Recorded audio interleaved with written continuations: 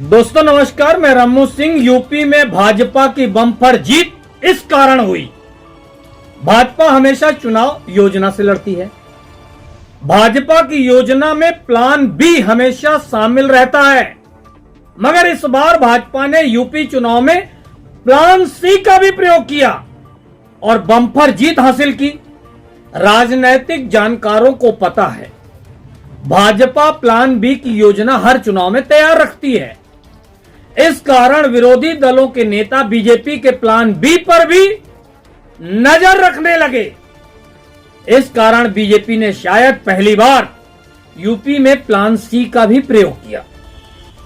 इसकी भनक विरोधी दलों के लोगों को जब तक लगी, तब तक चुनावी खेल पूरा हो चुका था। विभिन्न राजनीतिक लोग आरोप लगाते हैं कि ओवैसी भाजपा के लिए काम कर रहे हैं, ओवैसी भाजपा के लिए काम करते हैं। मगर अगर इस बात को हम सच मान लें तो ओवैसी ही भाजपा के लिए प्लान बी पर काम कर रहे थे क्या?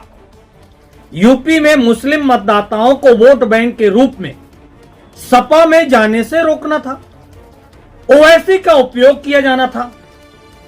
ओवैसी पर हमला भी हुआ। ओवैसी को अगर किसी को मारना ही होता तो गोलियां उनकी गाड़ी में नीचे क्यों मारता? मगर इस घटना के बाद भी मुस्लिम मतों का रुझान सपा की तरफ ही बना हुआ था। ओवैसी की घटना के बाद भी लोगों में बिल्कुल भी आक्रोश नहीं आया।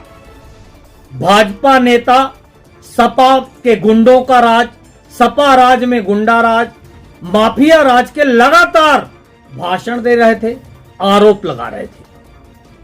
तभी भाजपा ने अपना फोकस बसपा की ओर किया। मायावती को क्या चाहिए? माया एक तो उन पर प्रकरण पहले से ही चल रहा है।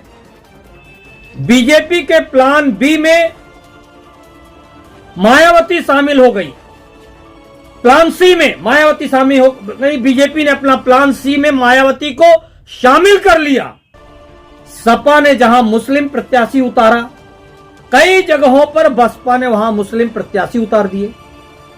इसी तरह निषाद के सामने निषाद, कुशवाहा के सामने कुशवाहा, ब्राह्मण के सामने ब्राह्मण। सपा और बसपा में वोटों का ध्रुवीकरण हो गया और भाजपा की बम्पर जीत सबके सामने है। जब तक विपक्षी दल भाजपा के चुनावी योजनाओं को नहीं समझेंगे, तब तक भाजपा की बराबरी कोई राजनीतिक दल वर्तमान में कर पाएगा, ऐसा मुझे नहीं लगता। भाजपा को जीत की बधाई।